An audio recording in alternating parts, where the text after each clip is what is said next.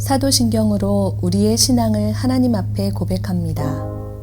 전능하사 천지를 만드신 하나님 아버지를 내가 믿사오며 그 외아들 우리 주 예수 그리스도를 믿사오니 이는 성령으로 잉태하사 동정녀 마리아에게 나시고 본디오 빌라도에게 고난을 받으사 십자가에 못 박혀 죽으시고 장사한 지 사흘 만에 죽은 자 가운데서 다시 살아나시며 하늘에 오르사 전능하신 하나님 우편에 앉아 계시다가 저리로서 산 자와 죽은 자를 심판하러 오시리라. 성령을 믿사오며 거룩한 공회와 성도가 서로 교통하는 것과 죄를 사하여 주시는 것과 몸이 다시 사는 것과 영원히 사는 것을 믿사옵나이다. 아멘.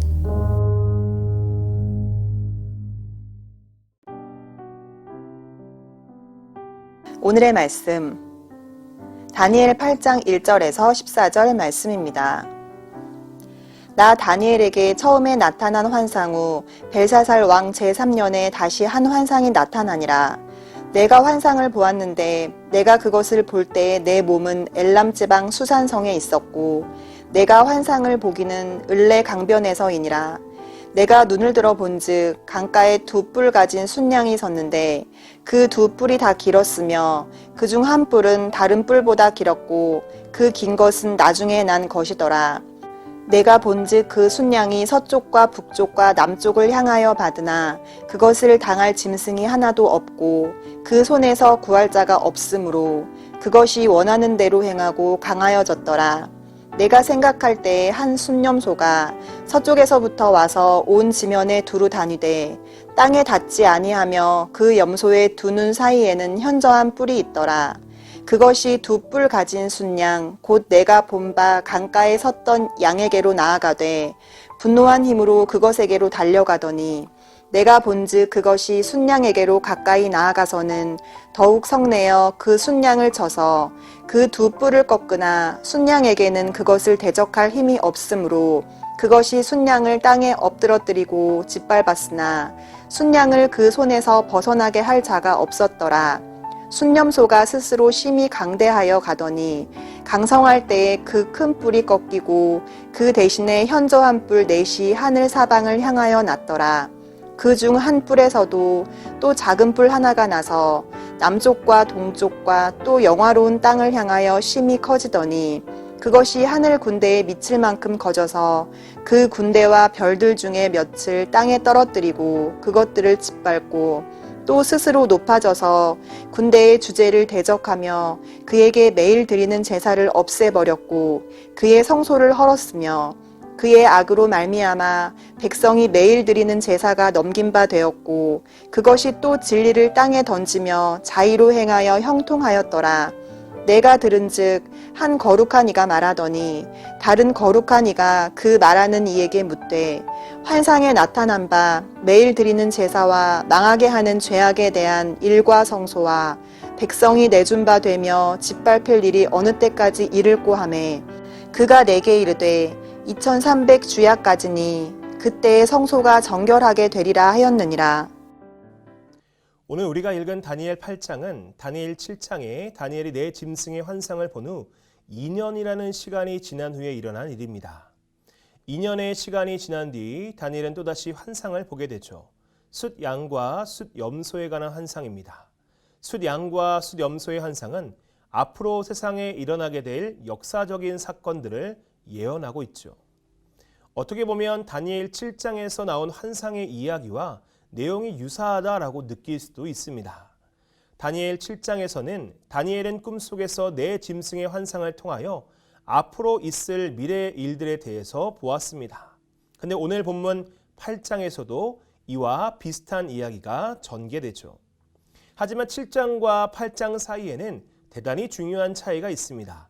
그것은 7장 같은 경우에는 하나님을 믿지 않는 이방 백성들을 향하여 하나님이 역사의 주인이시다라는 사실을 알려주시는 것이 메시지의 중점이었다면 8장에서는 하나님을 믿는 하나님의 백성들을 향하여 역사의 주인이 하나님이시다라를 강조하여 말씀해 주는데 초점이 있죠. 대상자가 다른 거예요. 7장에는 이방 민족 사람들을 위하여 8장엔 하나님을 믿는 하나님의 백성들을 향하여 하나님을 알지 못하는 이방인들을 향해서 선포되는 메시지와 하나님을 알고 믿는 하나님의 백성들을 향해서 선포되는 메시지의 초점은 같아 보이지만 분명한 차이점이 있음을 깨닫고 본다면 다니엘의 이 본문도 어렵지 않을 것입니다.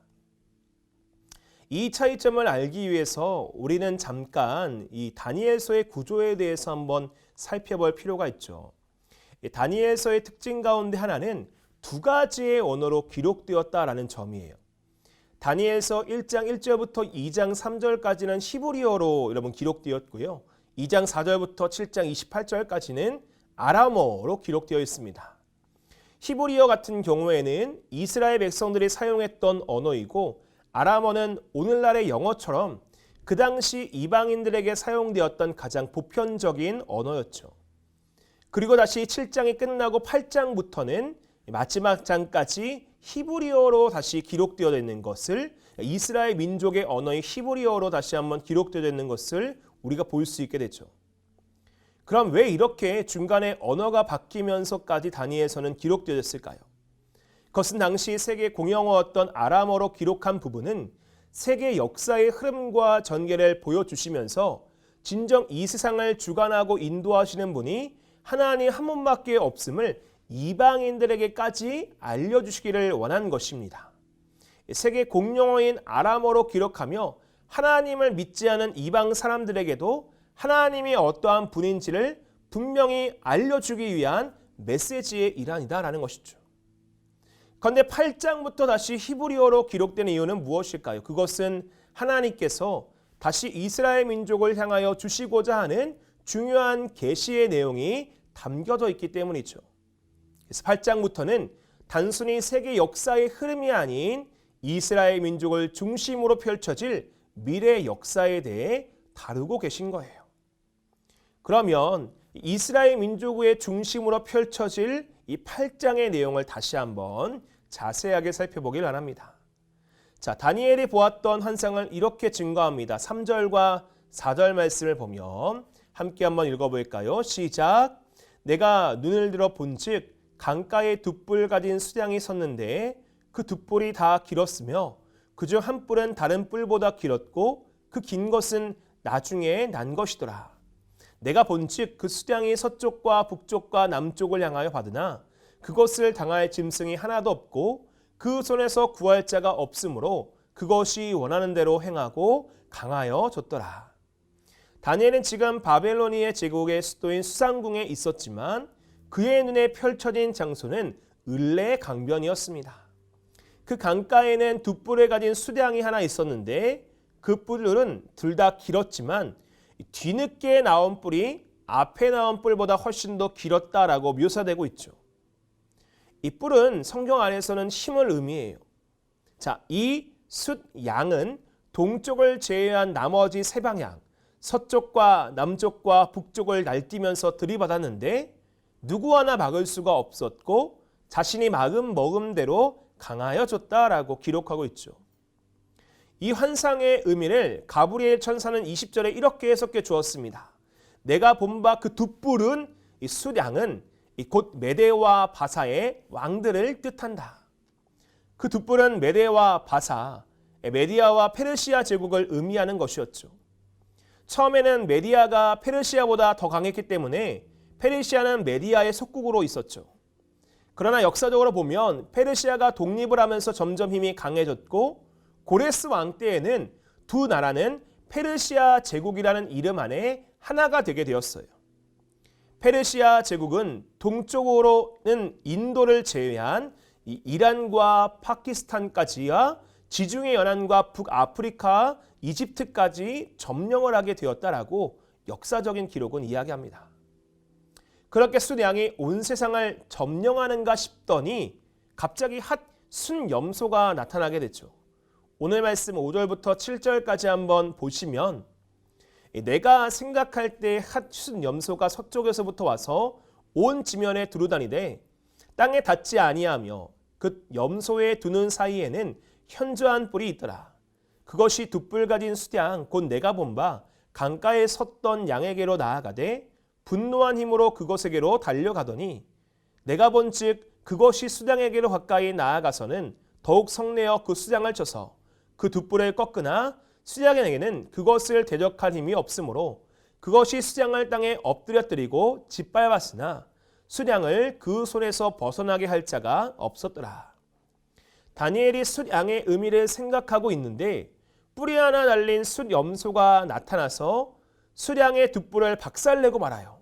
숫양은 숫염소에 맞서 싸울 힘도 없었죠.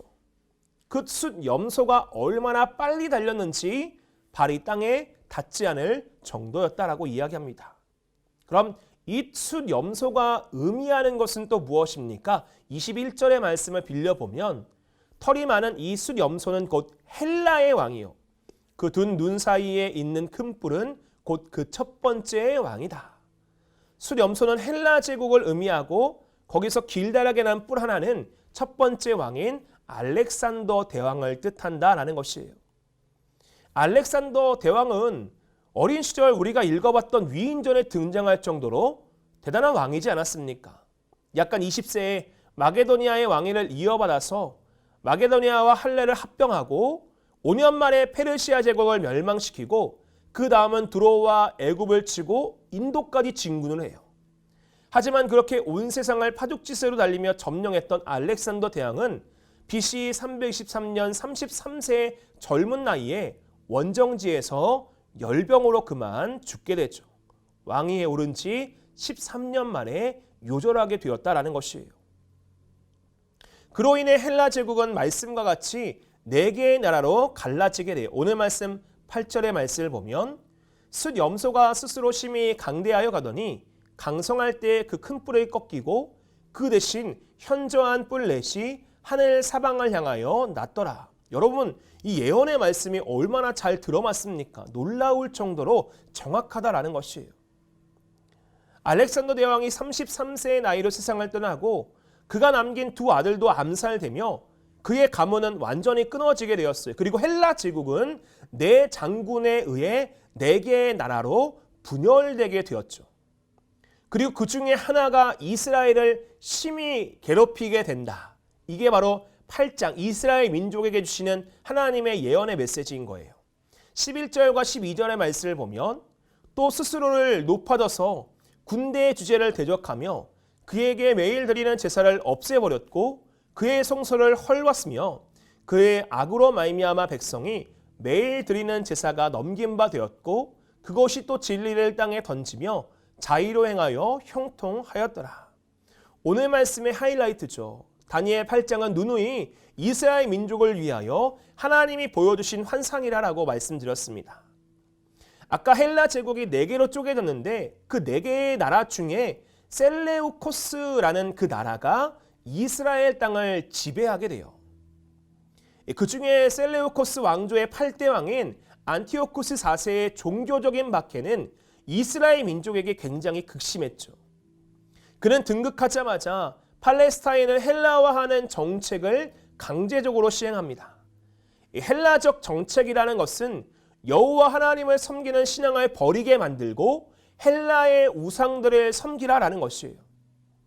그는 예루살렘 성전 안에 제우스의 신상을 세우고 그것을 경배하게 했고 이스라엘 백성들이 부정하게 여기는 짐승인 돼지를 잡아서 제사를 강제로 지내게 합니다.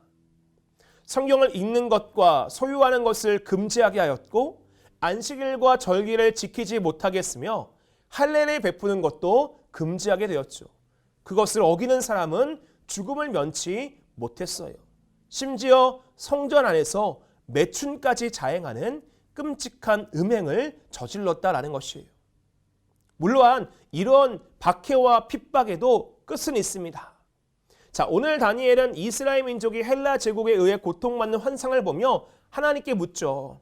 하나님, 언제까지 이스라엘 백성들이 이와 같은 고통을 당하게 됩니까?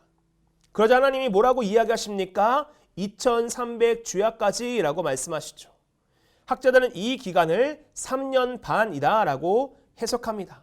실제로 이후의 역사를 보면 이스라엘 백성들은 3년 반 동안 헬라 제국에게 고통을 받다가 3년 반이 지난 후에 독립운동을 벌여 승리하게 되죠. 유다의 마카비 가문이라고 있는데 이 마카비 가문의 중심으로 하나님의 성전에서 벌어졌던 우상 숭배들을 다 몰아내고 다시 하나님의 성전을 깨끗하게 만들게 되었다라는 것이에요. 그러니까 지배와 압제에서 3년 반 만에 해방되게 되었고 이스라엘 사람들은 이 나라에 축하하기 위해 절기 하나를 만들었으니 그 절기의 이름이 성경에 등장하는 수전절에 해당하게 됩니다.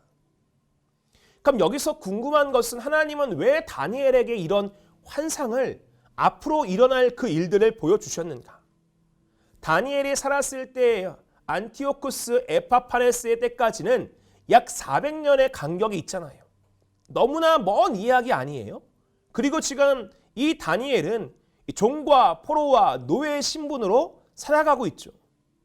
먼 이야기의 이야기를 지금 이스라엘 예루살렘 땅 가운데 살고 있지도 아니한 다니엘에게 왜 환상으로 보여주었을까?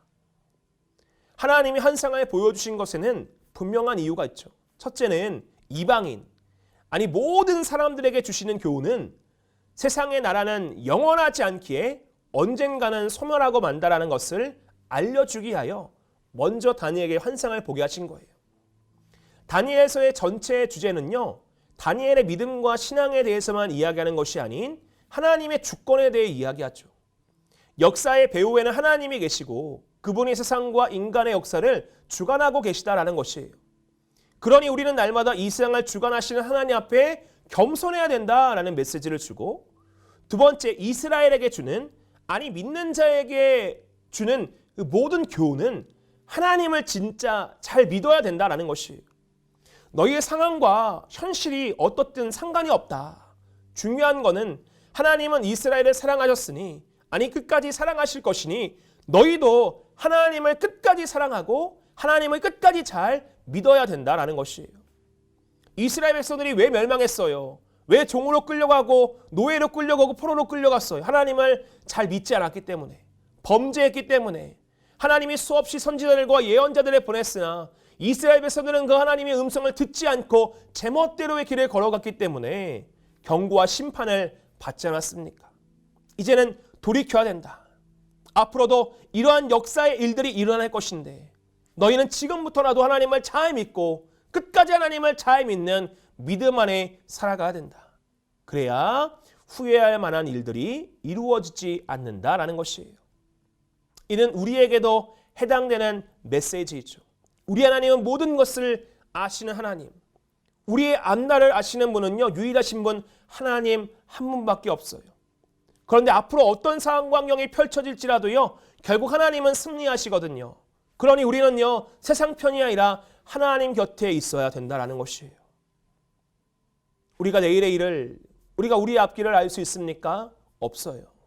다니엘 같이 누가 환상을 보여주지 않는다 하면 그것을 엿볼 수조차 없는 무지한 자가 저와 여러분 아닙니까? 오늘 이 말씀을 잘 기억하시고 역사의 주관자는 살아계신 하나님이시며 결국 승리하시는 분도 살아계신 하나님이심을 기억하시고 그 위대하신 하나님, 전능하신 하나님, 그러나 우리를 사랑하시고 은혜를 베풀어 주시는 그 감사하는 하나님께 오늘도 믿음을 잘 드리고 오늘도 온전한 신앙의 길을 걸어갈 수 있는 저와 여러분 되시기를 주님의 이름으로 축원드립니다. 기도합니다. 하나님, 이방인에게든 이스라엘 민족에게든 환상을 통하여 이 세상의 역사에 주관하시는 분이 하나님이심을 보여주시고 결국엔 승리하시는 분이 하나님이심을 알려주시고 그러 말미암아 지금 우리가 어떠한 상황 환경 속에 있든지 믿음을 잘 지키라는 메시지를 주심에 감사드립니다.